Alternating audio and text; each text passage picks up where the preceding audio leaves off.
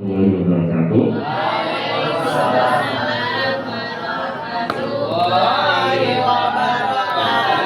Oke, yang terhormat juga ada selaku kepala sekolah, yang terhormat teman-teman sekalian yang saya banggakan. Alhamdulillah pada kesempatan kali ini segala puji bagi Allah Subhanahu Wa Taala. Salam serta salam mari kita curahkan kepada junjungan kita Nabi Muhammad Sallallahu Alaihi Wasallam. Allahumma sholli wa sallim. Oke, karena tadi banyak hadiah, saya juga mau ngasih hadiah.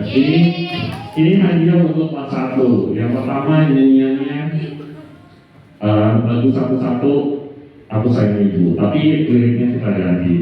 Dengerin dulu karena saya berhadapan dengan pembelajaran pedagogik dewasa, jadi nggak perlu jatuh, langsung dengerin paham. Satu-satu aku hamba Allah, dua-dua umat Nabi Muhammad, tiga-tiga anak ayah ibu, satu dua tiga aku anak soleh. Kita praktek. Itu hadiah buat kelas 1. 3, 2, 1, play.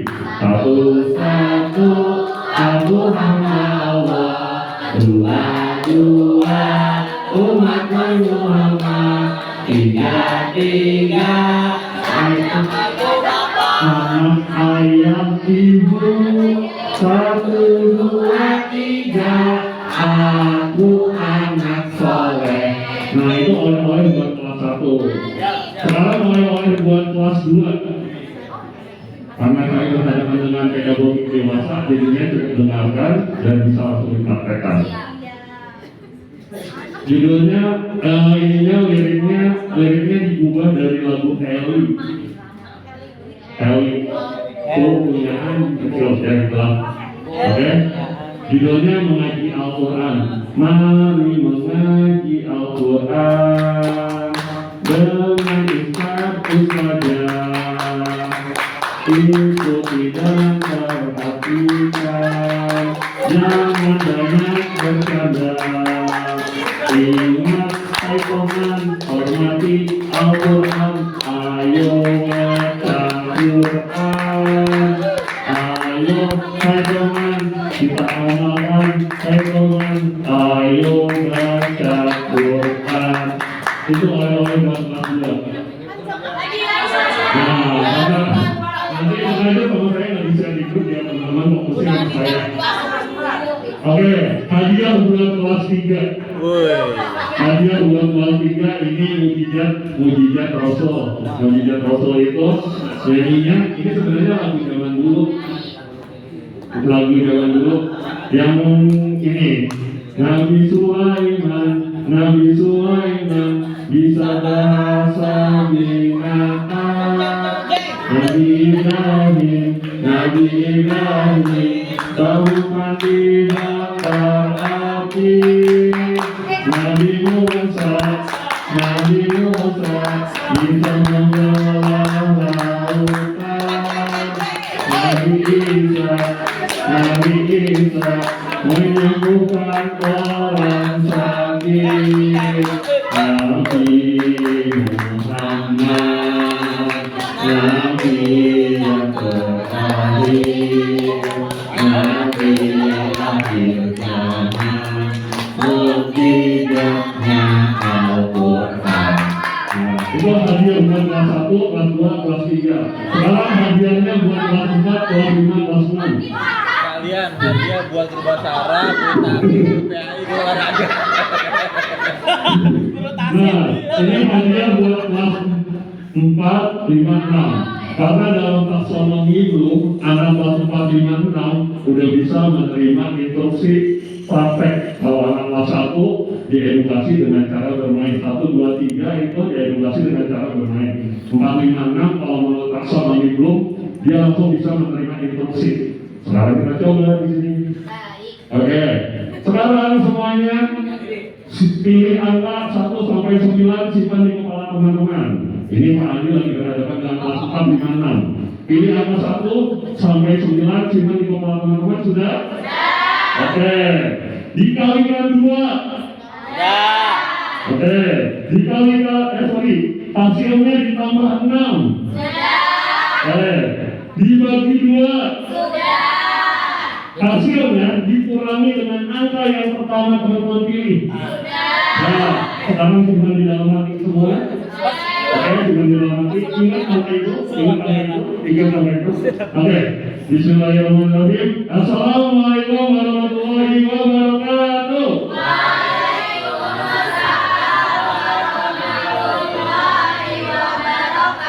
Oke, Nanti minta semuanya jawabannya sama-sama ya. Jawabannya 1, 2, 3. oke, ada 3. Yang pertama, ada 3 hal yang akan membuat teman-teman tercengang. Karena tadi lebih benar-benar kelas 1 dan kelas 4 ada 3 hal yang membuat kita miris. Hal yang pertama, orang yang hafal Quran, orang yang bisa mengamalkan Quran, tapi diseret sama Allah ke dalam api neraka. 1. Orang yang kedua, orang yang jihad di jalan Allah, tapi diseret juga ke dalam neraka. Orang yang ketiga adalah orang yang super duper kaya, punya kekayaan, tapi ditarik juga ke dalam neraka. Hal apa yang menyebabkan ketiga orang yang tidak ada celah di dalamnya, ibadahnya pol-polan, tapi dimasukin ke dalam neraka? Hal apa? Ibadahnya bukan karena Allah. Nah, salah satu poinnya adalah disebabkan karena adanya riya di dalamnya. Riya itu penyakit hati yang tidak terlihat, teman-teman. 3 berikutnya, karena konten hari ini semuanya serba tentang 3 yang gampang diingat dan bisa diamalkan dalam kehidupan sehari-hari. Kemudian 3 berikutnya, 3 orang yang akan mendapatkan perlindungan dari ketika nanti di Yomel Hisab, ketika yang lainnya sedang antri di dalam penghisaban. Ada 3 orang yang akan selamat. Yang pertama, di hadis riwayat Tabrani, yang pertama adalah ada 3 orang yang tidak mendapatkan ketakutan pada saat yang lain penuh dengan ketakutan, dan mereka tidak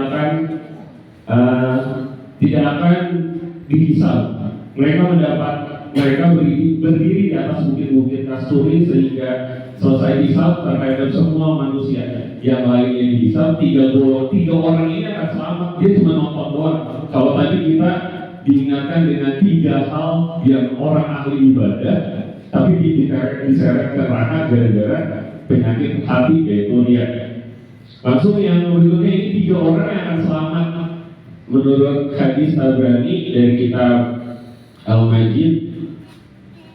1 poin yang pertama adalah orang yang membaca Al-Quran dan menghafalkan semata-mata karena Allah Subhanahu wa Ta'ala, kemudian dia mengimani suatu kaum mereka dan menyukainya. Kedua, orang yang mengajak sholat, yaitu mu'ajir, semata-mata karena Allah Subhanahu wa Ta'ala. 3, orang yang hamba sahaya, yang menjaga hubungan baik antara dirinya dan rohnya, juga antara dirinya dan tuan-tuannya. Di sini ada 3 golongan yang sama-sama sebenarnya keren-keren. Yang pertama, dia menghafal Quran. Kedua, berjihad karena Allah. Ketiga, orang yang kaya banget, tapi diseret sama Allah, itu gara-gara penyakit hati. Langsung di sini juga ada 3 golongan lagi yang diselamatkan oleh Allah di Yaumul Hisab, yang lainnya dihisab. 3 golongan ini tidak akan dihisab. Yang pertama, orang yang mengamalkan Al-Quran dengan penuh keyakinan dan hanya kepada Allah Subhanahu wa Ta'ala. Yang kedua, orang yang mengajak sholat, seorang muajir yang semata-mata karena Allah Subhanahu wa Ta'ala. Yang ketiga, orang hamba sahaya yang menjaga hubungannya antara dirinya dengan rohnya dan juga antara dirinya dengan tuan-tuannya. Nah, pembelajaran di sini jangan sampai kayak by the way, di sini coba minta tepuk tangannya yang lulusan SPDI. Ada yang SPDI, tepuk tangannya, minta suaranya. SPDI, ada yang SPDI, tolong yang SPDI tepuk tangan. Oh, ini. Oke, berarti yang lainnya bukan SPDI ya. Oke, Pak, saya mau bertanya, di antara teman-teman ada yang kenal sama Musailama Al-Kadzab? Nabi palsu. Nah, Nabi palsu. Kalau Nabi palsu otomatis dia masuk neraka. Ini ada yang namanya Nahar bin Ulf. Suara apa itu? Bukan Mana bocor? Emang kayak gitu. Ada yang mandi di situ. Ada namanya Nahar bin Unhuwa. Nahar bin Unhuwa itu orangnya keren. Dia itu hafal Al-Quran, dia itu hafal hadis, tapi di ujung perjalanan hidupnya dia murtad. Nahar bin Unhuwa itu adalah orang kepercayaannya Nabi. Dia itu diutus ke dakwah ke suku Hanifah, yaitu base campnya Musailamah Al-Kadzab. Tapi ketika di perjalanan, Nahar bin Unhuwa itu didoktrin atau di brainwash sama Musailamah Al-Kadzab. Di tengah perjalanan, sekarang kita pikirin aja, orang yang hidup bareng sama Nabi, hafal Al-Quran, hafal banyak hadis, tapi ujung perjalanannya jadi seorang yang murtad. Kalau dari itu, Nabi Muhammad SAW sering mengingatkan kita untuk menjaga hati kita dengan cara doanya yang sering kita dengar sama-sama. Ya muqallibal qulub sabbis qalbi ala dinik. Hal ini dengan ibrah pembelajaran dari tadi itu, gimana ceritanya orang yang dekat dengan Nabi dapat gelar dai-nya Nabi, tapi di penghujung usianya atau di ujung jalannya dia meninggal dalam keadaan murtad, sehingga Nabi Muhammad bilang telah di neraka akan ada satu orang, yaitu Nahar bin Unhuwa. Dia di dalam neraka dengan rusuk sebesar gunung Uhud. Nah nanti kalau misalnya itu pembelajarannya, Nahar bin Unhuwa itu orang paling dekat sama Nabi, dai-nya Nabi, ibaratnya petugasnya Nabi, tapi di ujung jalannya dia sebagai yang murtad, dan dia dapat label dari Nabi Muhammad di neraka akan ada satu orang yang rusuknya sebesar gunung Uhud. Mengenai gunung Uhud, saya juga jadi ingat sama kelasnya saya, Abdullah bin Mas'ud. Itu adalah dia betisnya, walaupun betisnya kecil, tapi itu ibadahnya segede gunung Uhud nilai pahalanya. Maka dari itu, Nabi Muhammad SAW mengajarkan kita agar selalu berdoa, ya muqallibal qulub sabbis qalbi ala dinik. Kita nggak pernah tahu orang yang perilakunya dalam kehidupan sehari-harinya beramal-amal penghuni surga, tapi endingnya malah jadi penghuni neraka. Ada juga orang yang hidupnya, oh ini mah amalan-amalan orang neraka itu semuanya udah dipakai, ternyata sama Allah dipanggil dalam keadaan sujud. Kita tidak pernah tahu ending kehidupan kita sebagai apa, tapi dari yang tadi hadis pertama dan hadis yang kedua mengingatkan kita untuk selalu beramal dengan hal-hal yang disembunyikan. Bahkan diri kita aja nggak pernah tahu amal-amal kita sembunyikan. Kita harus punya amalan yang benar-benar disembunyikan. Nggak perlu diingat, tadi ingat ada 3 golongan yang masuk neraka walaupun dia keren, dia ahli, dia hafal Quran. Kata Allah, kadzabta, Anda berdosa, Anda pengen disebut sebagai ahli Quran, sebagai ini. Di dunia engkau telah menerimanya, sampai akhirnya di akhirat ditarik dimasukkan neraka. Yang kedua, ada orang yang berjihad, bilang sama Allah, ya Allah, aku sudah berjihad di jalanmu, aku membela agamamu. Kata Allah, kadzabta, Anda berdosa. Pada saat itu Anda ingin mendapatkan gelar Anda hebat, Anda keren, Anda sudah mendapatkan di dunia, tapi nggak mau ditarik ke neraka. Langsung yang ketiga, orang yang bilang, dikisahkan katanya, dikisahkan kalau itu Allah memberikan dia itu seperti curahan hujan, kekayaan apapun dia dapatkan. Tapi pas ditanya, apa yang engkau terima dari nikmat-nikmatmu? Si orang tersebut bilang, ya Allah, segala macam kebaikan telah aku lakukan. Hal-hal ada infak, sodako, apapun saya kerjakan, saya lakukan. Kata Allah, kadzabta, Anda berdusta. Anda hanya ingin dipanggil sebagai dermawan dan itu. Dan 3 orang itu yang pertama kali masuk neraka, bukan orang kafir, bukan apapun, tapi orang mukmin yang hatinya ria. Langsung yang ke hadis yang kedua, yang tadi, orang yang tidak akan menerima hisaban, dia akan menyaksikan ketika orang-orang lain yang dihisab. Yang pertama, orang yang mengamalkan Al-Quran, membaca Al-Quran karena Allah Subhanahu Wa Taala. Yang kedua adalah orang yang ini apa sih? Orang budak yang melakukan aktivitas baiknya terhadap Allah dan tuan-tuannya. Dari dua ini kita bisa mengambil pembelajaran bahwa kita harus ingat yang namanya sebaik-baik manusia adalah yang banyak memberikan manfaat terhadap orang lain. Dan di dalam surat Al-Mulk ayat 2, Allah akan memuji siapa di antara kalian yang paling baik amalannya. Amalan yang terbaik itu diindikasikan menjadi dua hal. Yang pertama, niatnya karena Allah Subhanahu Wa Taala. Yang ketiga, sesuai syariat. Kita sudah tahu sumber hukum Islam kita, sumber hukum Islam itu ada apa aja? Ada Al-Quran, ada hadis, ada ijma, ada qiyas. Keempat sumber hukum ini adalah indikator bagaimana kita mau melaksanakan sebuah ibadah. Contoh kasus, misalnya, sorry ya Pak Mustafa, misalnya Pak Mustafa karena malamnya dapat ujian dari Arab berangkat umroh, paginya aku mau sholat subuhnya 10 rakaat karena aku senang mendapatkan hadiah umroh. Karena tidak sesuai dengan syariat, ibadah itu tidak akan menjadi satu nilai ibadah. Jadi apabila kita melakukan sebuah ibadah, indikatornya dua, niatnya karena Allah Subhanahu Wa Taala dan sesuai dengan syariat yang dicontohkan di dalam Al-Quran, hadis, qiyas, ijma sahabat dan qiyas.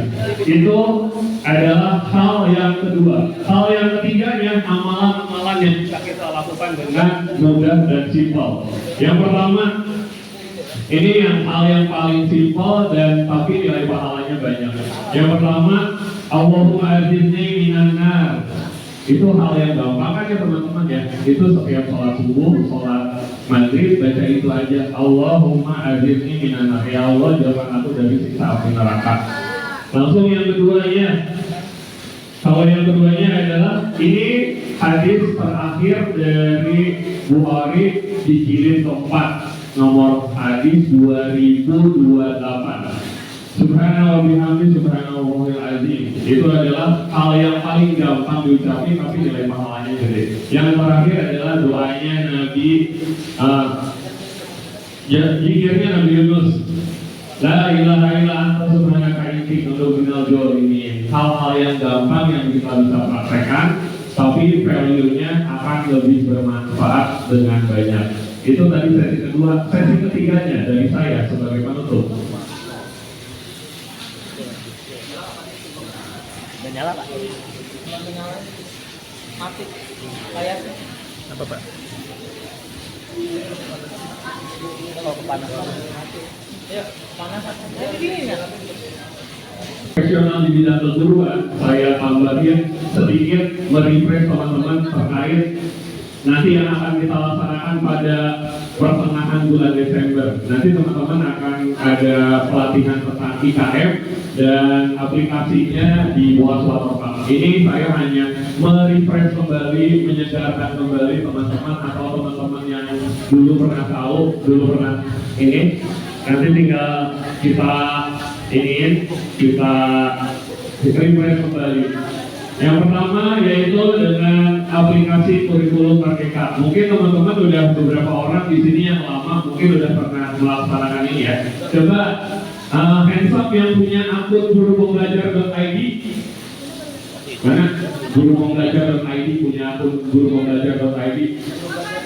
Yang sudah masuk Dapodik. Yang waktu kita menautkan email kita terus dapat email guru.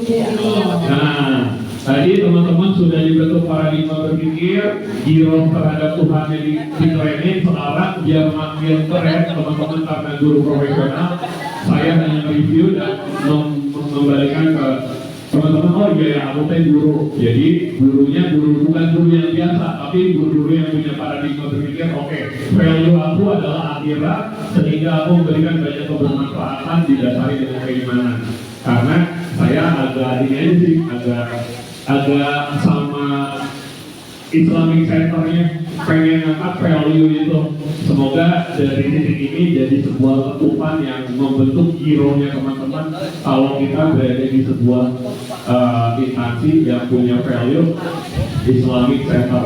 Jadinya framingnya adalah how to get bagaimana caranya kita jadi bagian kesuksesan tapi punya value-nya akhirat. Jadi tadi saya diawali dengan sebuah framing berpikir, kemudian membentuk hero teman-teman. Sekarang ini adalah eksekusinya. Ini akan kita eksekusi nanti di kalau jadi atau nanti tanggal pokoknya Desember nanti implementasinya di buat suatu salah satu bentuk proyeknya. Nah sebelum ke kurikulum Merdeka, yang membedakan dengan kurikulum yang sebelumnya, kurikulum Merdeka itu ada value yang utamanya, yaitu profil pembelajar Pancasila. Kalau disingkat itu jadi nilai-nilai profil pembelajar Pancasila itu, kalau disingkat jadi makan roti manis. Makan roti manis itu apa? Nah sekarang kita sambil praktek. Kalau mencapaikan sesuatu tanpa digerakkan tidak akan ada nilai lebihnya. Jadi profil pembelajar Pancasila yang pertama adalah beriman, bertakwa kepada Tuhan Yang Maha Esa dan berakhlak mulia. Maka gerakannya gini, yang pertama beriman. Yuk 1, 1, 3, 2, 1. Beriman, bertakwa kepada Tuhan Yang Maha Esa dan berakhlak mulia. Oke. Yang kedua, value yang kedua adalah kreatif. Kreatif, lalu bernalar kritis, gantian kanan sama kiri, karena yang paling banyak untuk kreatif itu otak kiri dan otak kanannya gantian. Ada yang positifnya berkait dengan nalarnya, ada yang potensi dari kreatifnya. Jadi kalau kita kreatif ke kanan, kalau bernalar kritis kita ke kiri, oke?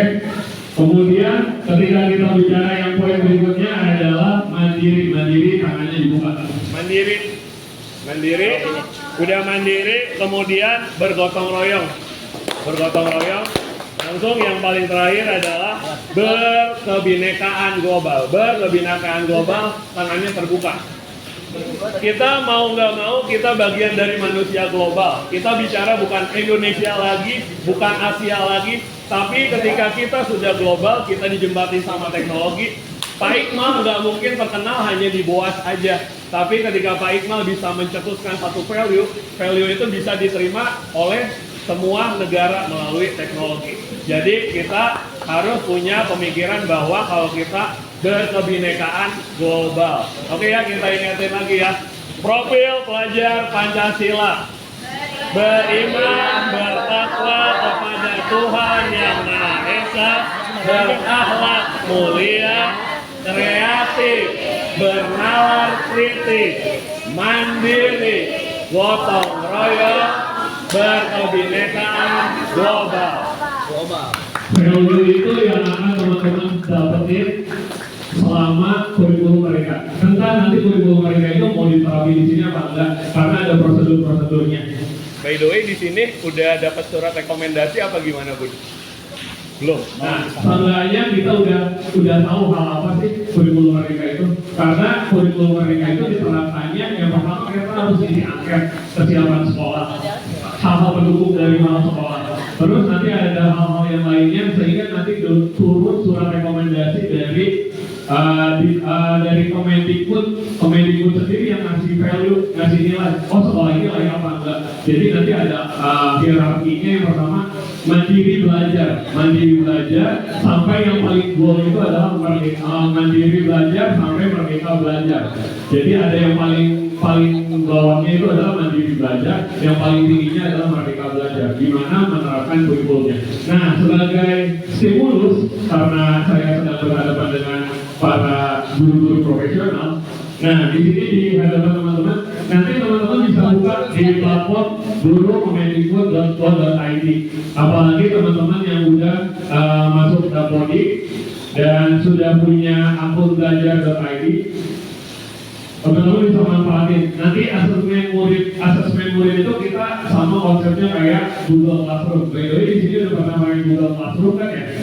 Nah, Bagaimana kalau di Google Classroom alur kerjanya adalah kita ngasih satu proyek di akunnya kita, nanti anak-anak pakai akun Google-nya masuk ke itu, tinggal buka Google Form, ngisi pakai Google Form-nya, pakai akun masing-masing. Nah ini nanti kurikulum mereka pun gini sama, setiap peserta ini nanti akan dapat akunnya, nanti mengerjakan dari platform pembelajaran dan sebagainya. Jadi nanti modelnya aplikasinya lebih banyak. Langsung yang ke sini.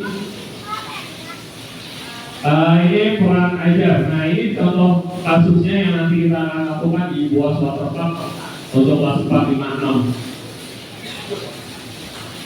Kita akan menggabungkan IPA dan IPS. Maka nanti di kurikulum Merdeka pun nggak ada pelajaran IPA, nggak ada pelajaran IPS, tapi adanya IPAS. Jadi kolaborasi antara IPS dan IPA. Salah satu kasusnya ini, bagaimana menangani sampah akibat dari perilaku aktivitas manusia. Yang mana kalau kita yang dulu kan parsial ya, perpisah. Pelajaran IPS ngomongin tentang aktivitas manusia dan lingkungan itu toh. Tapi ternyata bahwa dampak terhadap lingkungan. Nah ini diimplementasikan dalam kurikulum mereka dalam proyeknya ini. Yang pertama kita pilih pelajaran modul ajar kelas 5, kelas 6, 4